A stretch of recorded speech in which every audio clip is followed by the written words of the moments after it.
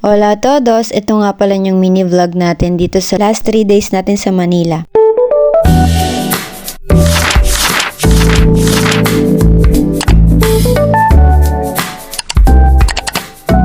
Ayan, first day natin dito sa Manila at dito nga pala tayo nag-stay malapit sa Mall of Asia. Dito yan sa may Shore 2 Tower 3. Meron akong room tour nito nasa album ng Philippines 2024. Para sa mga gustong mag-stay malapit dito sa Mall of Asia, i-check nyo na yan kasi less than 10 minutes walk lang siya galing sa Mall of Asia. First day natin sa Manila, wala masyadong ganap kasi pagod kami yan sa biyahe. Kaya lumibot na lang kami sa loob at sa labas ng Mall of Asia. At tingnan nyo naman, sobrang ganda ng araw. Second day, gala pa rin sa Mall of Asia kasi naman hindi mo kayang galain yun ng isang araw lang ang pagkakalaki eh. Tapos ng hapon, na-meet ko naman si Aling Nena at si Aling Marta.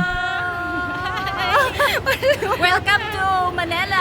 First we met at Founder Jollibee. Manila. Founder Jollibee. Founder John Pano. Hello. Dudo. My founder, the beautiful founder. Aba, ito ang mga babaysot eh. Tuwa din naman kasi nagkita-kita ang mga chismosa ng Team Shibangs. Kulang na lang si Boss B.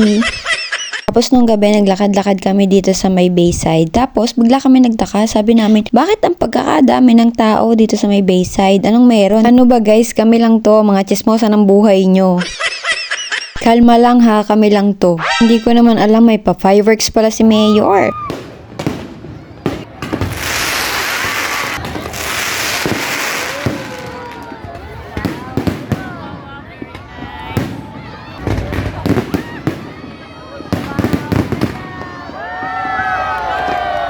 Tapos sa hindi inaasahan, nagkaroon ng 2 girlfriend ang father-in-law ko.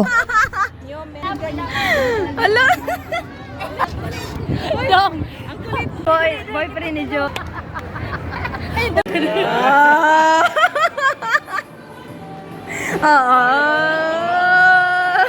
Hello. Grabe no, lalakas ng halakhak namin. Kinabukasan nga medyo relax lang yung ganap natin. Sa may IKEA lang kami gumala tapos nung hapon, nag-stay na lang kami sa bahay kasi kailangan pa namin mag-prepare kasi nga kailangan na namin bumalik sa pinanggalingan namin. Hating gabi na nga niya na nag-aantay kami ng Grab taxi. Walang mga tulog pero hayaan mo na basta magising. Thank you nga pala ulit kay Sir Chris Tio, Chris Gala USA sa kanyang pa t-shirt. Uy, grabe naman sa filter. Oh.